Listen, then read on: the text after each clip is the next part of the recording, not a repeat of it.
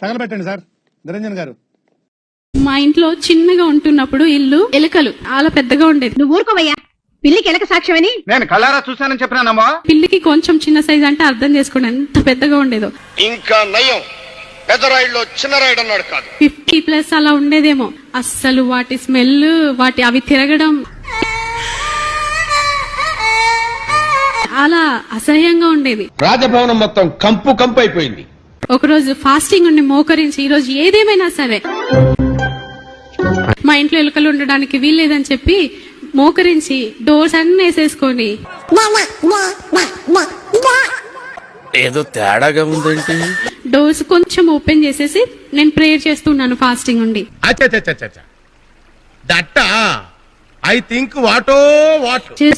చేస్తున్నాను 9 o'clock నుండి 3 o'clock వరకు ప్రేయర్ అయిపోయింది. Super woman. ఇంకా చేస్తూనే ఉన్నాను. ఇంకా మోకాళ్ళ మీద నుండి ఏడుస్తూ ప్రేయర్ చేస్తున్నాను. సో అలా నాకు వద్దు ప్రభు, మా ఇంట్లో ఎలుకలు ఉండొద్దు, డిస్టర్బెన్స్ ఉండొద్దు. ప్రార్థిస్తున్నప్పుడు ఒక పిల్లి వచ్చి అంతే ఎలుకల్ని తీసుకుంటుంది, వెళ్ళిపోతుంది. ఇంటి సౌండ్ అని చూస్తే పిల్లి నోట్లో పెద్ద పెద్ద ఎలుకలు. ఓ ప్రభువా, ఈ బుర్ర తక్కువ గొర్రె బిడ్డలను నువ్వే కాపాడుదువుగాక. మొన్న పండు తిన్నాను, ఇంటికి వెళ్ళేసరికి 50,000 బ్యాంకులో అప్పు తీరిపోయింది. ఏం మాట్లాడుతున్నావురా, నరాలు కట్ అయిపోయింది. వావ్, పండు తిని ఇంటికి వెళ్ళారట, పోయిన వారం తీరిపోయింది 50,000 అప్పు.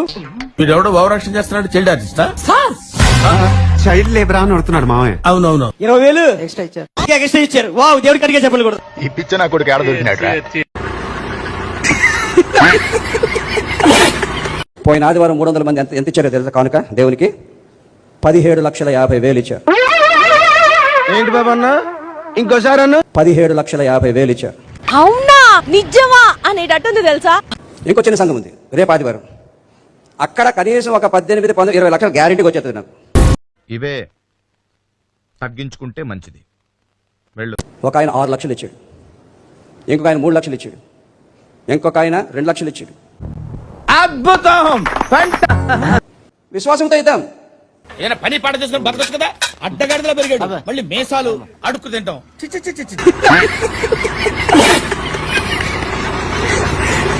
ఎలకల మందు తాగేసాను నాన్న. ఎల్లి ఒక 6 టాబ్లెట్లు పాలలో కలుపుకొని తాగేశాను.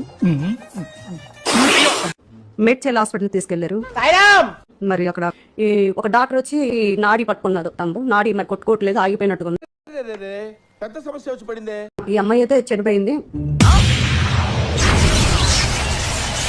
కాగితాలు ఏవైతున్నాయో ఫిలప్ చేసి తల్లిదండ్రులు పంపు చెప్పాను. ఏం మాట్లాడుతున్నారా నువ్వు, నీకేమన్నా బుర్రున్నారా? కలర్ పోస్ట్ మార్టం చేసి బాడీ అప్ చెప్పండి అని అన్నారు. శ్మశానంలో చెప్పారా? చెప్పాను సార్. సార్ కాల్చాలా పూడ్చాలా సార్? ఆల్రెడీ కాలిందేగా, పూడ్చేద్దాం. Okay sir. తర్వాత ఒక పగలు ఒక నైట్ నేను మాచిలో ఉండడం జరిగింది. మాచి రూమ్ లోనే ఉన్నాను. చెప్పు, ఏదో ఒకటి చెప్పు. లేసి ఇంకా ఎప్పుడైతే బాడీ పోస్ట్ మార్టం ఎప్పుడైతే ఇంకా చెయ్యాలి అనుకుని తెల్లారి మరి ఎప్పుడు కానీ నాకు తెలియదు, ఒక కష్టం అయితే తాకింది. ఆ ముక్క నాకు ముందే చెప్పాలరా జఫా. తాకిన తర్వాత నేను లేచి కళ్ళు తెరిచి చూసినప్పటికీ చుట్టూ కత్తిళ్ళు, శవాలు, సుత్తి అలాంటివి ఉన్నాయి అన్నమాట రూమ్. లేసి తిల్లి పడలేసి అలా బయటకు వచ్చినప్పటికి ఎప్పుడైతే మా అమ్మగారు ఉన్నారు సెకండ్ మాత్రం, అదే నువ్వు చనిపోయేవాళ్ళు అనుకున్నా, నువ్వు లేసి వెంటనే ఆవడానికి చెప్పాలా, ఒకటే రెండా అనేటప్పటికి ఆవిడ గబగబ చెంగు ముసుకేసేసి సింతాల్ వాళ్ళ తమ్ముడు గారు ఉన్నారు, సింతాల్ వాళ్ళ తమ్ముడు గారు ఇంటికి తీసుకొని వెళ్ళిపోయింది. ఎట్టమ్మా ఏందమ్మా మీరు